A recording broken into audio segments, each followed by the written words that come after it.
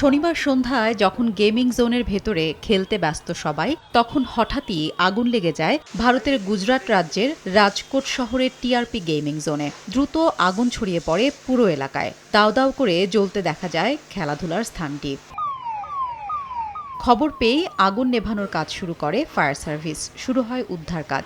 শিশুসহ বেশ কয়েকজনের মরদেহ পাওয়া যায়। আহত হন অনেকে। তাদের চিকিৎসার জন্য হাসপাতালে ভর্তি করা হয়েছে। তাৎক্ষণিকভাবে চিকিৎসার ব্যবস্থা করার জন্য কর্মকর্তাদের নির্দেশ দিয়েছেন রাজ্যের মুখ্যমন্ত্রী ভূপেন্দ্র প্যাটেল।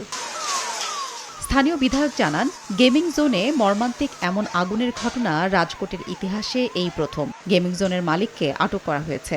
বিশেষ তদন্ত দল আগুন লাগার কারণ তদন্ত করছে। পুলিশ জানিয়েছে, আগুনে যাদের মৃত্যু হয়েছে তাদের দেহগুলো সম্পূর্ণ পুড়ে যাওয়ায় তাদের শনাক্ত করা কঠিন হয়ে পড়েছে।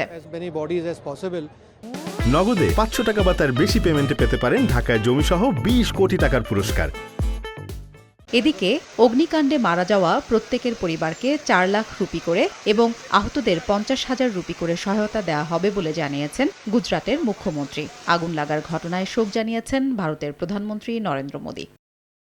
হাফসাতুন্নেসা, সময় সংবাদ।